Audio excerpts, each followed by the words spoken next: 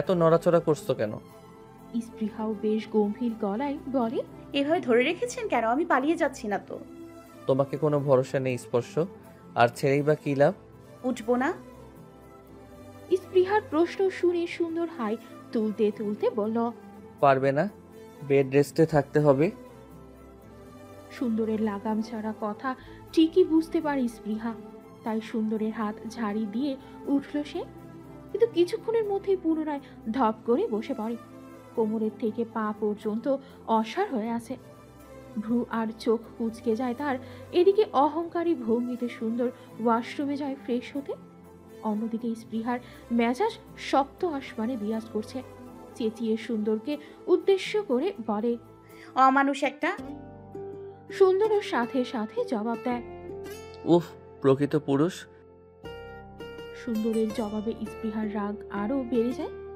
একে তো অন্যায় করেছে, তার উপরে আবার এখন এমন আচরণ করছে। সুন্দর বেরিয়ে স্পৃহার রাগে ফুঁসতে থাকা মুখটা এক নজরে দেখে নেয়। এরপর নিজের টি শার্টটা পরতে পরতে স্পৃহাকে বলে, আমার টি শার্টটা খুলো। স্পৃহা অবাক চোখে নিজেকে পরখ করে চমকে যায়। সুন্দরের দিকে তাকিয়ে বলে, এটা কেন আমার গায়ে এখন পড়ালেন? বাসায় এসে। সুন্দরের এমন কেয়ারলেস কথা শুনে স্পৃহার রাগ তীর তীর করে বাড়ছে। নড়ে চড়ে বসে প্রশ্ন করে, লজ্জা করছে না? তুমি অজ্ঞান হয়ে গেলে আমি কি করব এখানে? আজব। মানুষের মতো আচরণ করতে শেখেন আগে, পুরুষ পরে হবে। স্পৃহার কথা শেষ করার আগেই সুন্দর স্পৃহাকে গাল শক্ত করে চেপে ধরে। দাঁতের দাঁত চেপে ধরে প্রশ্ন করে, আবির আর রিহানের কাছে যাওয়ার আগে ভাবা উচিত ছিল যে আমি মানুষ না, যে যেমন করবে তার ফল তো তেমনই ভোগ করতে হবে। স্পর্শ। স্পৃহা একেবারে চুপসে যায় সুন্দরের এমন কথা শুনে। এত রাগ পাগল লোক নাকি? সুন্দর গাল ছেড়ে হাত বাড়িয়ে প্রশ্ন করে, ফোন কোথায়? আমার ব্যাগে। বলা মাত্র ছো মেরে নিয়ে যায় ফোনটা ব্যাগ থেকে। বেশ অনেকক্ষণ ধরে কিছু একটা করতে দেখে স্পৃহার আতঙ্কে গলা শুকিয়ে কাঁপা কাঁপা গলায় বলে, তেমন কারোর সাথেই কথা বলিনি। কি এত চেক করছেন? সুন্দর জবাব দেয় না। স্পৃহা আবার বলে, তখন তো আমি ভেবেছিলাম আপনি সত্যি ডিভোর্স দিয়ে দেবেন। স্পৃহার কথাটা বলতে না যতক্ষণ তার আগে সুন্দর স্পৃহার ওপর নিজের ভর ছেড়ে দিয়ে পেটে শক্ত করে ধরল। অসহ্য রকমের যন্ত্রণা গ্রাস করেছে এই মুহূর্তে, যেন ব্যথায় সচক শব্দ করে ওঠে সে। পেটে এমন ভয়ানক ব্যথার উৎস ধরতে পারে না সে। সুন্দরের দিকে তাকিয়ে বলে, লাগছে, ছাড়ুন প্লিজ। ডিভোর্সের কথা মুখে আনার আগে ভাবা উচিত ছিল। বেঁচে থাকলেও সুন্দরের স্পর্শ, আর মরে গেলেও যাই হবে একসাথেই হবে। আর ডিভোর্সের কথা মুখে আনলে আরও কঠিনতর শাস্তির জন্য তৈরি থেকো। বলবো না, আর মুখেও আনবো না, মনেও আনবো না। ছাড়ুন প্লিজ। সুন্দর হাত আলগা করে নেয়। স্পৃহা যেন হাত ছেড়ে বাসত। দ্রুত নিজের পরিহিত বস্ত্র উঁচু করতেই দেখে পেটের অনেক লম্বা অংশ কালচে নীল বর্ণ ধারণ করেছে। সুন্দরের দিকে তাকিয়ে ইশারায় এ দাগের উৎস জানতে চায়। এদিকে স্পৃহার মুক্ত অভ্যন্তর দেখে সুন্দর বারবার শুষ্ক ঢোক গেছে। নিজেকে নিয়ন্ত্রণ করতে না পেরে ঠোঁট বসিয়ে দেয় স্পৃহার ঠোঁটে। তবে এবার ছিল না হিংস্রতা। তখনই কিছু একটা মনে করেই ছেড়ে দেয় স্পৃহাকে। এরপর একটা পেন কিলার এনে স্পৃহার হাতে দিয়ে রুম থেকে যেতে যেতে বলে, আমার জিনিস কেউ হাত দিলে সে জিনিস আর হাত আমি ভস্ম করে দেই। স্পৃহা এতক্ষণে বুঝে গিয়েছে। মনে পড়ে যায় গতকালের আবির আর রিহানের কর্মকাণ্ড। রিহানের অবস্থার অনেক উন্নতি হয়েছে এখন। কথা বলতে না পারলেও শুনতে পারে সব, বুঝতে পারে ঠিক মতো। এতদিনের ভুল ওষুধ খাওয়ার প্রতিক্রিয়া ঠিক হয়ে গেলে সুস্থ হয়ে যাবে বলে আশা করছে ওদের পারিবারিক ডাক্তার। ফিহা না থাকায় এখন সঠিক চিকিৎসাও দেওয়া হচ্ছে। ছেলের যেন আর কোনো ক্ষতি না হয় এজন্য মা সাবিনা চৌধুরী দিন রাত এক করে লিহানের কাছেই থাকে। লিহানকে স্যুপ খাওয়ানোর সময় তীব্র ক্ষোভ নিয়ে বলেন, ওই মেয়ের জন্য আজ এই অবস্থা সবার। মায়ের মুখে এমন কথা শুনে লিহান সর্বোচ্চ শক্তি দিয়ে তার হাত চেপে ধরে, কিন্তু বেশি জোর দিয়ে তা আর গ্রহণ হয় না। লিহানের এমন অঙ্গ চালনায় অনেক খুশি হলেও কিছুক্ষণ পরে বিষাদে ভরে যায় তার মিসেস সাবিনা চৌধুরীর মন। লিহানের হাত ধরে বলে, ওই মেয়ের কথা আর মনেও আনিস না। তোর ভাই কোনো সুস্থ মানুষ না, একটা বদ্ধ উন্মাদ। কিছুক্ষণ থেমে আবার বলে, আমি ডক্টরকে ফোন করছি, তাড়াতাড়ি সুস্থ হয়ে যায় বাবা। জঙ্গলের সেই ভুতুরে বাড়িতে নিজের হিংস্র রূপ প্রকাশে ব্যস্ত এখন সুন্দর। আবির আধমরা হয়ে পড়ে রয়েছে আর রিহানের মাথা ফেটে কপাল বেয়ে রক্ত পড়ছে। ওদের মেরেও কোনোভাবেই ক্ষান্ত হচ্ছে না সুন্দর। জ্বলন্ত আগুনের কয়লা দুজনের হাতে রেখে বলে, তোরা ভাবলি কিভাবে আমি আমার স্পর্শকে ডিভোর্স দিব? শেষবার তোদের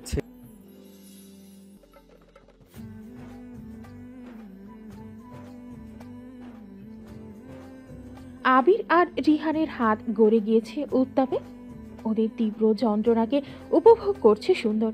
হাসতে হাসতে আবার বলে, এই বাড়ি আমার, তোদের মতো জানোয়ারদের শাস্তির জন্য এটা। এমন শুনশান জায়গায় তোদের আসতে বলেছিলাম আমি, আর তোরা চলেও এলি। ব্যস্ত হয় পেট্রোল এর বোতল খুলে ঢেলে দেয় আবির ও রিহানের গায়ে। তীব্র ক্ষোভ নিয়ে বলে, আমার স্পর্শকে পাওয়ার স্বপ্ন যে দেখবে সেইভাবে শেষ হয়ে যাবে, সব পুড়ে ছাই হয়ে যাক। ম্যাচের কাঠিতে আগুন জ্বালিয়ে ওদের দিকে ছুঁড়ে বেরিয়ে আসে সুন্দর। পরক্ষণে মনে পড়ে যায় স্পৃহার বলা ভালোবাসি কথাটা।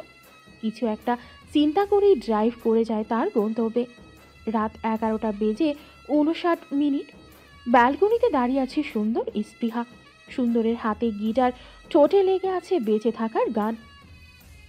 আর এভাবেই নরম বালিশে তোমার ওই চোখের নালিশে বেঁচে থাক রাত পরিদের স্থান, ঠোঁটে নিয়ে বেঁচে থাকার গান। আর এভাবেই মুখের চাদরে পরিচিত হাতের আদরে সুখে থাক রাত পরিদের স্থান, ঠোঁটে নিয়ে বাঁচিয়ে রাখার গান। ঠিক ঘড়ির কাঁটায় 12টা বাজতেই রুমের বাইরে থেকে ফুল এনে স্পৃহার সামনে ধরে সুন্দর। হাঁটু গেড়ে বসে বলে, হাজারটা লাল গোলাপের শুভেচ্ছা আমার নীল গোলাপ। এমন সারপ্রাইজ দেখে স্পৃহা চমকিত। 2 হাত দিয়ে মুখ চেপে অবাক হয়ে তাকিয়ে রয়েছে সুন্দরের দিকে। কিছুক্ষণ পরে ফুলগুলো হাতে নিয়ে সুন্দরকে বলে, কখন বললেন এসব? দুপুরে একটা খুব খুব খুব গুরুত্বপূর্ণ কাজ শেষ করে এটা অর্ডার করে এসেছিলাম। কি গুরুত্বপূর্ণ কাজ? আবর্জনা পরিষ্কার। স্পৃহার কিছু চিন্তা করার আগেই নিজের একটি টি শার্ট হাতে নিয়ে বলে, আজ দুজনে এক টি শার্ট পরলে কেমন হয়? সকালের মিষ্টি রোদ স্পৃহাকে এক মায়াবী রূপ দিয়েছে। আতশোয়া অবস্থায় স্পৃহাকে দেখে ঘুম ঘুম চোখে তাকায় সুন্দর। মুখে মিষ্টি হাসি নিয়ে এক ধ্যানে তাকিয়ে রয়েছে স্পৃহার দিকে। কিন্তু মাত্র কয়েক সেকেন্ড লাগে তার এই হাসি গায়েব হতে। স্পৃহার হাতে ফোন দেখেই সুন্দর তা একটানে ছিনিয়ে নেয়। কোনো প্রশ্ন করা ছাড়া ফ্লোরে ছুঁড়ে মারে। আকস্মিক এই ঘটনায় স্পৃহা চমকে তাকায় সুন্দরের দিকে। জিজ্ঞেস করে, এভাবে ফেললেন কেন? কার কথা মতো এটা ধরেছ তুমি? আমার কাছে শুনেছিলে? কিন্তু আমি তো কিছুই করছিলাম না। কিছু থাকলে তো করবে, কালই সব ডিলিট করে দিয়েছি। স্পৃহা এবার রেগে প্রশ্ন করে, তাহলে ফেললেন কেন?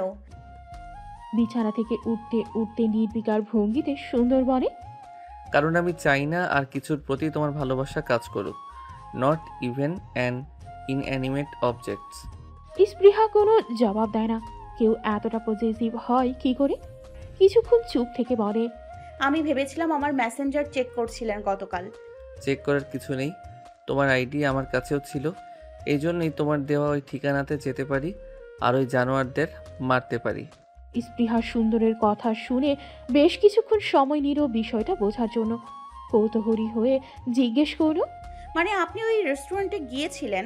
আচ্ছা, আমাকে আপনিই চেপে ধরেছিলেন তাই না? সুন্দর এতক্ষণে ওয়াশরুমে ঢুকে গিয়েছে।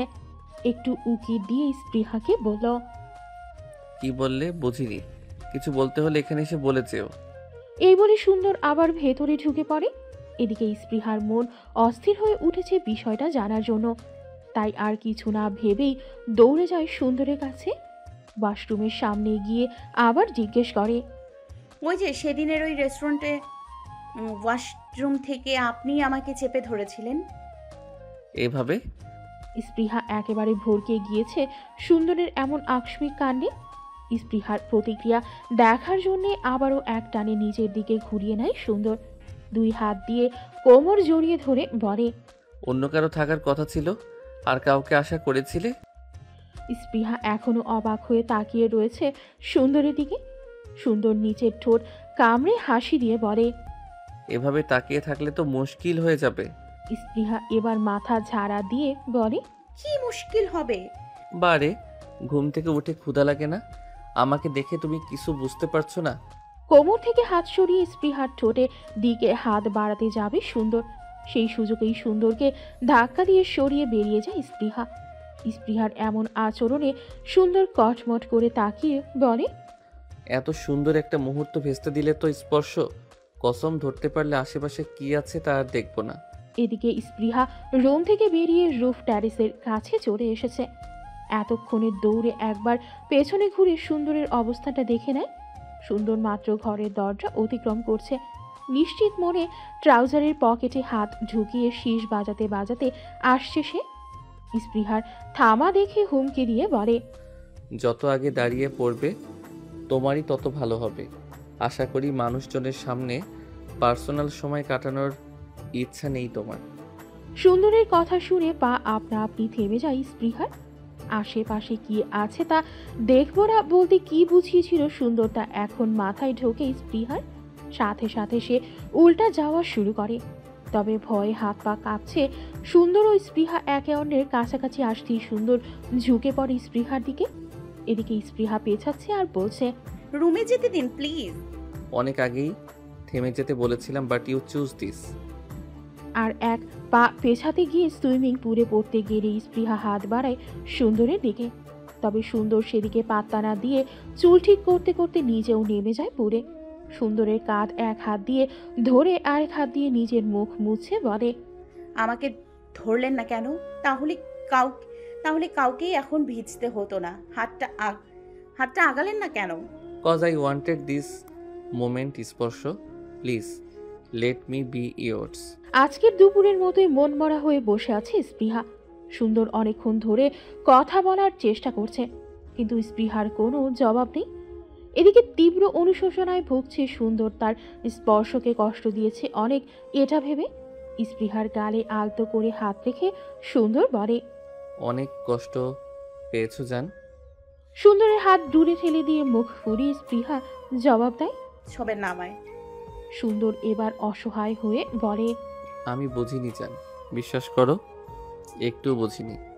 একটু থেমে আবারও বলল, তুমি আটকালে না কেন আমায়? স্পৃহা এবার গম্ভীর হয়ে বলল, এসব ছাড়া আপনার মাথায় আর কিছু আসে না? কি হয়েছে বলবে তো? না বললে কি করে বুঝবো? কোন বিষয় নিয়ে রাগ করেছো বলো? আপনি আমায় একটা কথা দিয়েছিলেন, কিন্তু তা রাখেননি। রাগ করা স্বাভাবিক না?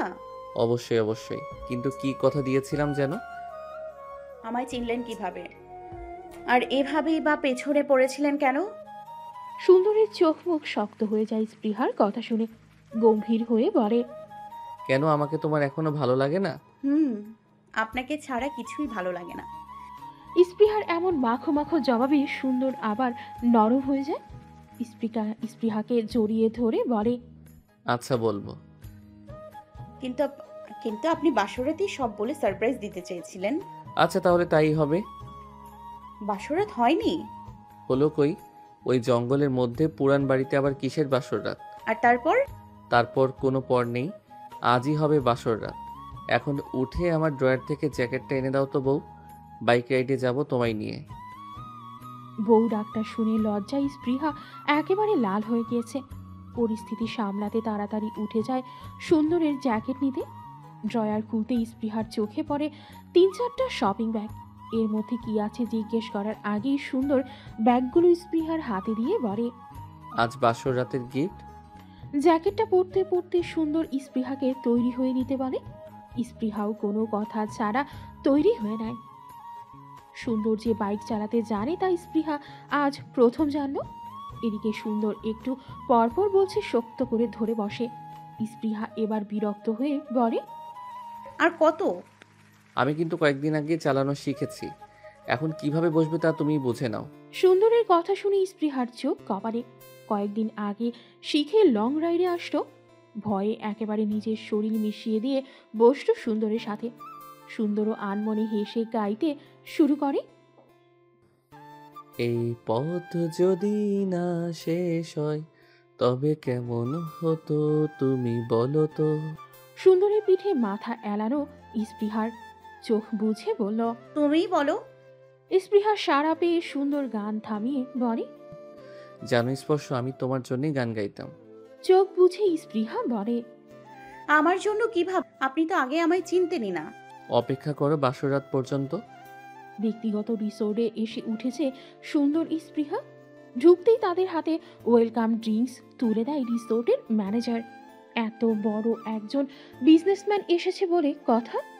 স্পৃহার হাতে ড্রিঙ্কসটা দিতেই স্পৃহা মিষ্টি হাসি দিয়ে বলে, থ্যাংক ইউ। ম্যানেজারও সাথে সাথে জবাব দেয়। ম্যাম শব্দটা সুন্দরের মস্তিষ্কে গিয়ে বাড়ি খাচ্ছে। আর স্পৃহার জবাব দেওয়ার কথা মনে পড়তেই গ্লাসটা সজোরে ধাক্কা দিয়ে ফেলে দেয় সুন্দর। কাচের টুকরো ফ্লোরে গড়িয়ে পড়ে সঙ্গে সঙ্গে। সুন্দর ম্যানেজারের কলার ধরে বলে, আমি মানা করেছিলাম কেউ যেন আমার ওয়াইফের সাথে কথা না বলে, তোকে আমি পরে দেখছি। এই বলে স্পৃহাকে টেনে নিয়ে যেতে থাকে সুন্দর। সাদা ফ্লোর লালচে রং ধারণ করেছে, কিন্তু সেদিকে সুন্দরের কোনো ভ্রুক্ষেপ নেই। সে ব্যস্ত নিজের রাগ মেটাতে। বিছানার সাদা চাদর লাল রং ধারণ করেছে। স্পৃহার পায়ে কাচের টুকরোগুলো গভীরভাবে বিঁধে আছে। রক্ত গড়িয়ে চাদর ভেজে চুপচুপে হয়ে গিয়েছে। তীব্র ব্যথা স্পৃহার কান্নার আওয়াজ সুন্দরের মাথার মধ্যে বাড়ি খাচ্ছে। শক্ত মন নরম হতে বেশিক্ষণ লাগলো না সুন্দরের। তড়িঘড়ি করে কাচের টুকরোগুলো বের করতে লাগলো স্পৃহার পা থেকে। চোখ খিচে বন্ধ করে নেয় স্পৃহা। দুই দাঁত দিয়ে খামচিয়ে ধরল বিছানার চাদর। কাচের টুকরোগুলো বের করে সেখানে অ্যান্টিসেপটিক ক্রিম লাগিয়ে দেয় সুন্দর। চোখের পানি মুছিয়ে দিতে থাকে পাগলের মতো করে। তীব্র ক্রোধ সংবরণ করে বলে, যার জন্য এই অবস্থা হলো তাকে আমি ছাড়বো না। কথাটা বলতে না যতক্ষণ দেরি হলো তার চেয়ে অধিকতর দ্রুত সে উঠে যায়, কিন্তু আগাতে পারে না বেশি দূর। তার আগেই সুন্দরের হাতে টান পড়ে। স্পৃহা ফ্যালফ্যাল করে তাকিয়ে আছে সুন্দরের দিকে। সুন্দর একটু ঝুঁকে স্পৃহার মুখ বরাবর এসে বলল, কারোর জন্য তোমার চোখে মায়া দেখতে পেলে তা কিন্তু তার জন্য মৃত্যুর কারণ হয়ে যাবে। সুন্দর আবার যেতে গেলে স্পৃহা পুনরায় হাত শক্ত করে চেপে ধরে রাখে। সুন্দর এবার রুমের দরজা লাগিয়ে স্পৃহার পাশে বসে। স্পৃহার থেকে বারবার বাধা পেয়ে অসম্ভব রকমের রাগ হচ্ছে তার। স্পৃহার গাল শক্ত করে চেপে ধরে বলে, কাউকে শাস্তি দিতে চাইলে তার জন্যে মায়া দেখাতে মানা করেছিলাম না? স্পৃহা সুন্দরের কথার জবাব দেয় না। তার হাত দিয়ে আলতো করে জড়িয়ে ধরে সুন্দরের হাত। স্পৃহার অদ্ভুত আচরণে সুন্দরের হতভম্ব অবস্থা। দ্রুত হাত দেয় স্পৃহার কপালে। চিন্তিত হয়ে বলে, শরীর খারাপ লাগছে? পায়ে বেশি ব্যথা করছে? ঔষধে কাজ হয়নি? কিছুক্ষণ থেমে আবার বলল, ভয় পেয়েছো স্পর্শ? স্পৃহা তার তর্জনী আঙুল সুন্দরের ঠোঁটের উপর আলতো করে রাখে। দূরত্ব কমিয়ে দৃষ্টি রাখে সুন্দরের চোখে। চোখ থেকে দৃষ্টি সরিয়ে আবার কিছুক্ষণ তাকিয়ে সুন্দরের ঠোঁটের দিকে ধীর গতিতে ফিসফিসিয়ে বলে, কি চাই বুঝে নেন। স্পৃহার এমন মোহনীয় ভঙ্গিমা দেখে সুন্দরের কপালে বিন্দু বিন্দু ঘাম জমতে শুরু করেছে। শরীর থেকে মনে হচ্ছে গরম ভাব বের হচ্ছে। স্পৃহার হাত সরিয়ে ঘাড়ে মুখ গুজে দেয় সুন্দর। ঘোর লাগানো কণ্ঠে বলে, এই ছোট্ট পরিত সানজিল চৌধুরী সুন্দরকে ঘায়েল করার জন্য একাই 100।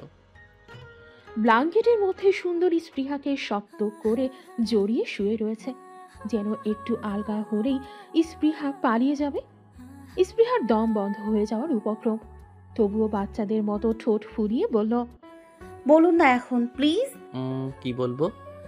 আপনি আমাকে প্রথম কোথায় দেখেছিলেন আর এমন পাগলের মতো ভালোবাসলেন কেন? ফার্স্ট অফ অল, ভালোবাসার কারণ থাকে না স্পর্শ। আর সেকেন্ডলি, আমি পাগল না। হ্যাঁ। তোমার প্রেমে পাগল। এ কি কথা? এখন বলেন কোথায় প্রথম দেখেছিলেন আমায়? আগে আমি গান করতাম, আমাদের ব্র্যান্ড ছিল একটা। তোমাদের আগের ব্যাচের বিদায়ের সময় আমরা গিয়েছিলাম, তখন প্রথম তোমায় দেখি। ও, লাভ অ্যাট ফার্স্ট সাইট। প্রেম ভালোবাসা আমার সবচেয়ে অপছন্দের বিষয় ছিল, আর কোনো মেয়েকেই সহ্য হতো না। কিন্তু তোমাকে দেখার পর অন্যরকম অনুভূতি কাজ করে, তবে তার প্রশ্রয় দেইনি আমি। তখনই সেখান থেকে চলে আসি, কিন্তু লাভ হলো না তাতে। মনের মধ্যে একটা গান বাজতে থাকে আর কল্পনায় চলে আসে এই গান দিয়ে তোমার কাছে নিজের অনুভূতি প্রকাশ করব। কি গান? উফ, এত সহজভাবে বলবো না। যাই হোক, তারপর থেকে গান করা ছেড়ে দেই যাতে তোমাকে ভুলতে পারি, কিন্তু এর কিছুই হয় না, বরং আরও গভীরভাবে তোমাকে নিজের জীবনের সাথে জড়িয়ে ফেলি। এইটুকু বলে সুন্দর স্পৃহা সারা মুখে অসংখ্য চুম্বন এঁকে দেয়। তারপর আবার বলতে শুরু করে। একটা মজার বিষয় জানো স্পর্শ, তোমার বাসার প্রত্যেক রুমে আমি হিডেন ক্যামেরা লাগিয়ে দিয়েছিলাম। এমনকি তুমি কখন কোথায় যেতে, তা কার সাথে কথা বলতে, সব নজরে রেখেছিলাম। সুন্দরের কথা শুনে স্পৃহার মুখ আপনা আপনি হা হয়ে গিয়েছে। শুকনো ঢোক গিরে বলল, ক্যামেরা কি করে লাগালেন? মনে করে দেখো, তোমাদের বাসায় তখন রঙের কাজ হচ্ছিল, তাদের দিয়ে সেট করিয়ে দিয়েছিলাম। যাই হোক, তোমার থেকে যত দূরে সরে আসতে চাইতাম, তত গভীরভাবে তুমি আমার মনে জায়গা করে নিতে। একসময় নিজের উপরেই নিজের ভীষণ রাগ হলো, তোমার থেকে নিজেকে দূরে সরিয়ে আনার শাস্তি দিতে থাকি নিজেকে।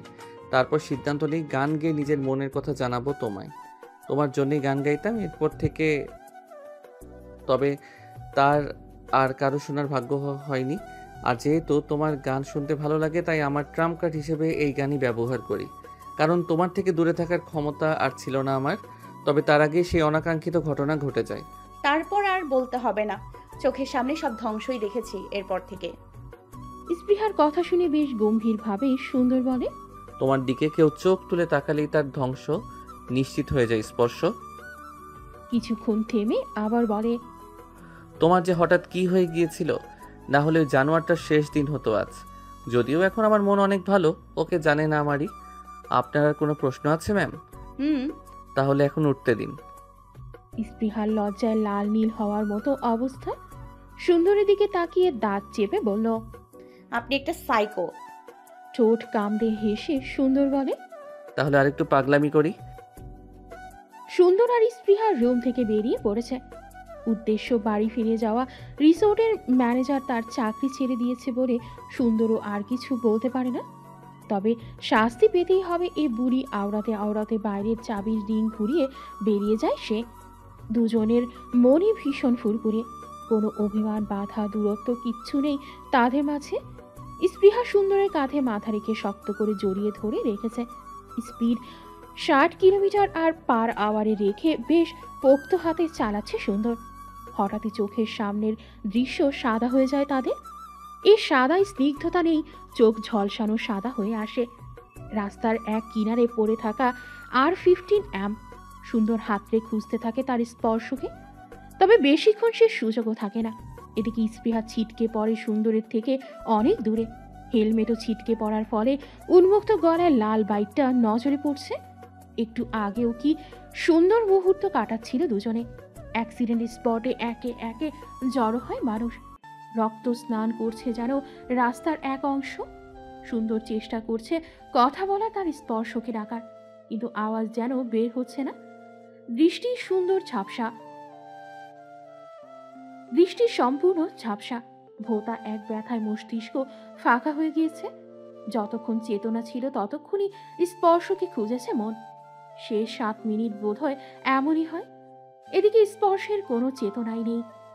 আশেপাশের মানুষদের মধ্যে শুধু চাপা গুঞ্জন শোনা যাচ্ছে, স্পট ডেথ। আজ 8 দিন যাবৎ স্পৃহা আইসিইউতে রয়েছে। সুন্দরের জ্ঞান ফিরেছে গত পরশুদিন। তবে জ্ঞান ফেরার পর থেকেই সে থেকে স্পৃহার জন্য পাগলামি করছে। আজ স্পৃহার অবস্থার কিছুটা উন্নতি হয়েছে বলে ডক্টররা জানিয়েছেন। স্পৃহাকে নিয়ে কিছুটা শান্ত হলেও হসপিটালে চুপচাপ বসে থাকতে পারছে না সুন্দর। তার স্পর্শ এতটা কষ্ট পাচ্ছে যে তা ভেবে সব ধ্বংস করে দিতে ইচ্ছে করছে। সেদিন সে ভিড়ের মধ্যে সুন্দরের কোম্পানির ম্যানেজার ছিল। স্পট ডেথ ছিল নাকি তা দেখতে গিয়ে ছেলেটির মুখ দেখেই আটকে ওঠে। এরপর হেলিকপ্টারে করে শহরের সবচেয়ে নামকরা হসপিটালে তাদের ভর্তি করা হয়। সুন্দরের অবস্থা অনেক আশঙ্কাজনক থাকলেও তার জ্ঞান দ্রুতই ফিরে আসে। এসব ভাবতে ভাবতে সুন্দর তার ম্যানেজারকে রুমের ভেতরে ডাকে। তাকে বলে, অ্যাক্সিডেন্টের দিনের সিসিটিভি ফুটেজ এনে দাও as soon as possible. Manager জবাবে বলে, স্যার পুলিশ কেস হয়েছে, তারই তদন্ত করে বের করছে। কি বলেছি বোঝনি? জি স্যার, এনে দিচ্ছি। ম্যানেজার যেতে গেলে সুন্দর আবার পেছন থেকে ডেকে বলে, আমার পার্সোনাল ল্যাপটপটা নিয়ে আসবে। ম্যানেজার মাথা নাড়িয়ে চলে যায়। সুন্দর ডক্টরদের কল করে, এরপর সাথে সাথে দুজন ডক্টর চলে আসে। সুন্দর তাদেরকে উদ্দেশ্য করে বলে, আমি আমার স্পর্শের কাছে যাব, পায়ের থেকে ব্যান্ডেজ খুলে দিন। ডাক্তার দুজন একজন আরেকজনের মুখের দিকে তাকায়। তারপর তাদের একজন শান্ত গলায় সুন্দরকে বলে, আপনার পায়ে ট্রান্সফার ফ্র্যাকচার হয়েছে, এভাবে খুলে দেওয়া যাবে না। আর 2 মাস হাঁটতে পারবেন না সাহায্য ছাড়া। আরেকজন ডক্টর বলল, আপনার ওয়াইফের জ্ঞান ফিরেছে, তাকে আমরা খুব দ্রুতই এ রুমে শিফট করে দিব। সুন্দর নিমিষেই শান্ত হয়ে যায়। তার স্পর্শের জ্ঞান ফিরেছে। ম্যানেজার সিসিটিভি ফুটেজ আর সুন্দরের ল্যাপটপ এনে সুন্দরকে দিয়ে চলে গিয়েছিল। এদিকে স্পৃহাকেও নিয়ে আসা হয়েছে। একেবারে সুন্দরের বেডের সাথে আরেকটা বেড অ্যাটাচ করে সেখানে স্পৃহাকে রাখে। স্পৃহার এমন অবস্থা থেকে সুন্দর তার হাত শক্ত করে জড়িয়ে ধরে। স্পৃহার হাতের ওপর 2-1 ফোঁটা করে পানি পড়ছে। স্পৃহার মনে প্রশ্ন আসে, সুন্দর কাঁদছে, এমন শক্ত একজন মানুষেরও চোখে পানি? স্পৃহা সুন্দরকে শান্ত করে বলে, কিছুই হয়নি আমার, ঠিক আছি তো। সুন্দর জবাব দেয় না। স্পৃহা পুনরায় প্রশ্ন করে, খুব ভালোবাসেন আমায় তাই না? ডক্টররা বলা বলি করছিল আপনি কেমন পাগলামি করেছেন। জানেন, তারা আমাকে ভাগ্যবতী বলেছে। সুন্দর এবারও কিছু বলে না। স্পৃহা সুন্দরকে ঝুঁকে একটু দেখে বলে, আচ্ছা, আমি মরে গেলে কি? এতটুকু বলতেই সুন্দর স্পৃহার ঠোঁট আঁকড়ে ধরে অনেকক্ষণ পর ছেড়ে বলে, খারাপ কোনো কথা বলবে না। আমি অনেক ভাগ্যবান কারণ আমি তোমাকে পেয়েছি। আমার সবচেয়ে সুন্দর স্পৃহা, তুমি স্পর্শ। স্পৃহা সুন্দরের বুকে মাথা রেখে শুয়ে থাকে। তার কপালে সাদা ব্যান্ডেজের ওপর আলতো করে চুমু এঁকে দেয় সুন্দর। স্পৃহা ঘুমিয়ে গেলে সিসিটিভি ফুটেজ বের করে সুন্দর। অ্যাক্সিডেন্টের সেই ফুটেজ বারবার পজ করে দেখে। যে বাসের সাথে অ্যাক্সিডেন্ট হয় তা জুম করে দেখতেই বুঝতে পারে বাসটি তাদেরই কোম্পানির। এদিকে পুলিশও ইনভেস্টিগেশন করে জানতে পারে এটা একটা মার্ডার কেস আর বাসটা ভিকটিমদেরই। সুন্দর ভিডিও ফুটেজটার দিকে এক দৃষ্টিতে কিছুক্ষণ তাকিয়ে থাকে। তবে প্রতিক্রিয়াতে সে অবাক না হয়ে রহস্যজনক হাসি দিয়ে স্পৃহার মাথায় হাত বুলিয়ে দেয়। ঘুমন্ত স্পৃহার কানের কাছে গিয়ে ফিসফিস করে বলল, তোমার এই অবস্থা যার জন্য হয়েছে স্পর্শ, তাকে কিছুতেই ছাড়বো না, আমি পুরো শেষ করে দিব। কথাটা বলে স্পৃহাকে বাসায় নিয়ে যাওয়ার ব্যবস্থা করে সুন্দর। সমস্ত ফর্মালিটিস পূরণ করে দুজনের ফিরে যায় বাড়িতে। কলিং বেলের আওয়াজ শুনে মিসেস সাবিনা চৌধুরী বাড়ির সদর দরজা খুলে দেয়। সুন্দরকে বিধ্বস্ত অবস্থায় দেখে হক চুকিয়ে যান তিনি। আবেগী হয়ে প্রশ্ন করেন, এ কি বাবা, কি হয়েছে তোমার? এই অবস্থা হলো কি করে? গালে হাত দিতে গেলে সুন্দর আটকে বলে, অ্যাক্সিডেন্ট হয়েছিল, খোঁজও নিলে না। বাবা কোথায়? সুন্দরের বাবা মিস্টার সঞ্জিত চৌধুরীর রুমের দিকে আঙুল দিয়ে ইশারা করেন সাবিনা চৌধুরী। শাড়ির আঁচল দিয়ে নিজের মুখ মুছে বলেন, আপনি করে বলছো কেন? রাগ করেছো? ওই মেয়ে তোমাকে পাগল বানিয়ে দিয়েছে পুরো। ও কি বেঁচে আছে? মরে গেলেও কষ্ট পেও না, আমরা আছি তো। সুন্দর জবাব দেয় না। স্পৃহাকে নিয়ে আসে ক্রাচ ওয়াকিং স্টিকের সাহায্যে হেঁটে। সাথে দুজন নার্স, একজন ডাক্তার। তাকে রুমে রেখে নিচে আসতেই দেখে বাড়িতে পুলিশ এসেছে। হ্যান্ডকাফ সামনে ধরে দাঁড়িয়ে রয়েছে। তাদের সামনে mister and Mrs Chowdhury. Sanjit চৌধুরীর মাথায় ঢুকছে না পুলিশ কেন এসেছে। একের পর এক প্রশ্ন করেই চলেছেন তিনি। এসআই সুবিন কোনো জবাব না দিয়ে সাবিনা চৌধুরীর হাতে হ্যান্ডকাফ পরিয়ে দেয়। এরপর সঞ্জিত চৌধুরীর দিকে তাকিয়ে বলে, অ্যাটেম্প টু মার্ডার কেস।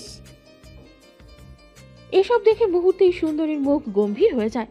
সিঁড়ি দিয়ে নামতে নামতে বলে, ছেড়ে দিন, আমার অভিযোগ নেই। এসআই সুবিন সুন্দরের দিকে এগিয়ে যায়। পকেটে হাত রেখে বলে, just we does not have any evidence against you. এর মানে এই না যে আপনি আইন নিজের হাতে তুলে নেবেন মিস্টার চৌধুরী। এদিকে সানজিৎ চৌধুরী কিছুই বুঝতে না পেরে বলে, কে কাকে মার্ডার করতে চেয়েছে? SI সুবিন জানায়, আপনার ওয়াইফ আপনার বড় ছেলেকে মারার চেষ্টা করেছে। আজ 10 দিন হয়ে গেছে। আর আপনার খোঁজ নেই, কিছু জানেন না। পুলিশের থেকে এমন কথা শুনে তিনি অবাক হয়ে তাকান সাবিনা চৌধুরীর দিকে। কাপা গলায় বলে, এত বছর পরেও আপন করে নিতে পারলে না? আসলেই পর কখনো আপন হয় না। আমাদের উপর কেন ওর ক্ষোভ ছিল এখন বুঝতে পারছি। তোমাকে মেনে নিয়েছিল ও, কিন্তু তুমি? আমরা নিজেরাই ওকে দূরে ঠেলে দিয়েছিলাম। ওর মানসিক যন্ত্রণা বুঝতে পারিনি আমরা। ছি। এক নাগারে কথাগুলো বলে নিজের রুমে চলে যান তিনি। পুলিশও তার নিজের কাজ করেন। সুন্দরী স্পৃহার মাথার কাছে বসে মাথায় হাত বুলিয়ে দিচ্ছে। সব ঘটনা স্পৃহা শুনলেও সুন্দরকে শান্ত করতে পারছিল না। ঘুম থেকে উঠতেই চোখ খুলে সুন্দরকে দেখে চিন্তিত হয়ে বলে, আপনি ঘুমাননি? তোমার এই অবস্থা যে করেছে তার শেষ না দেখে ঘুম হবে না স্পর্শ। সুন্দরের হাত ধরে বলে, আমি তো একদম ঠিক আছি। আর ওনাকে পুলিশ তো নিয়ে গেছে, শাস্তি পেয়ে যাবে। একদম ঠিক আছে। এই আচ্ছা তাহলে প্রমাণ দাও। সুন্দর স্পৃহাকে জাপটে ধরে গলায় মুখ গুজে দেয়। সুন্দরের হাত ছাড়িয়ে স্পৃহা বলে, আপনি না অসুস্থ?